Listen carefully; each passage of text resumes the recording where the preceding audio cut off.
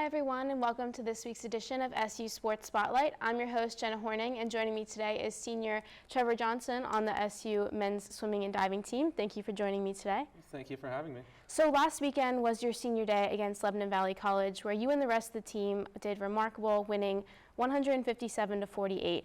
Individually, you were a member of the 200-yard medley relay team that placed second, and you took first in the 200-yard free race. How did you prepare for this meet mentally and physically? In terms of pre-meet stuff, I generally try and get to the pool early and do somewhat of a shakeout swim a couple hours before, and then obviously get some food in my system. And I'll go to the trainer before. Generally, I've started doing that this year a lot, to put heat on my arms or maybe do some leg compression, stuff like that, to make me feel more loose in the pool. I know some athletes do visualization. Do you ever try to do like visualization in the pool? Sometimes I'll do it before our championship meet, but I mean, the one thing that I've done since high school that's helped me a lot with my anxiety before my races is I listen to music behind the blocks. So. And as mentioned, you are a senior, and with that, an upperclassman. How have you been able to help lead your team this season?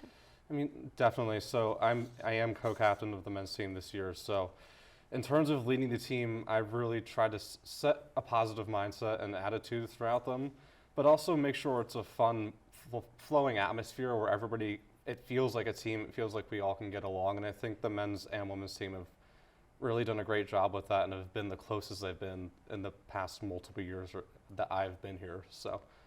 And you mentioned closeness of the team and atmosphere. So along similar lines, how have you seen the team grow, and in what ways? I think they've definitely learned the standards of what to do and what not to do. And there's been a lot of, I think at the beginning of the season, it was captains of stepping in and telling people this is what you're expected to do. But and at this point, we're trying to lay off on them a little bit and let them not only make their own decisions, but also perform and show up to their races and practices and really choose for themselves how they want to be a part of this team. And I think they've improved on all of those aspects a lot. And looking at yourself, how have you seen yourself grow as a person and a swimmer during your time here at Susquehanna? I mean, I feel like this team has completely shaped me. I was a very different person coming from high school. I feel like I've become a lot more free-flowing, had a lot less issues with anxiety and stuff like that. Just overall, I feel like I've been more able to come out of my shell a lot more, which has been really good. And that's awesome. And with that, there's coaches and trainers and athletic trainers, but also strength and conditioning coaches that help with that. And this year, the swimming and diving program got a new coach, Rachel Drostig-Sigafus. How did you adapt to having a different coach your final year? I think she's done a really good job of prioritizing our health as a team in terms of us not getting injured. And it's definitely a different style of training. So I think it just took some time to get used to that. But I think it also, once she started to pick up on what we liked, what we didn't like, it really started to get in full swing. And I think that really showed on something like training trip. I think that's awesome. And with that, when you're looking forward from obviously starting early at the beginning of the season, right before it started, and then moving forward now to champs being soon, you're traveling to Maryland for the Landmark Championships. What goals do you have for yourself at champs? Ideally, I'd love to go best times in all of my events. That's the hope and the goal that we train for. Obviously,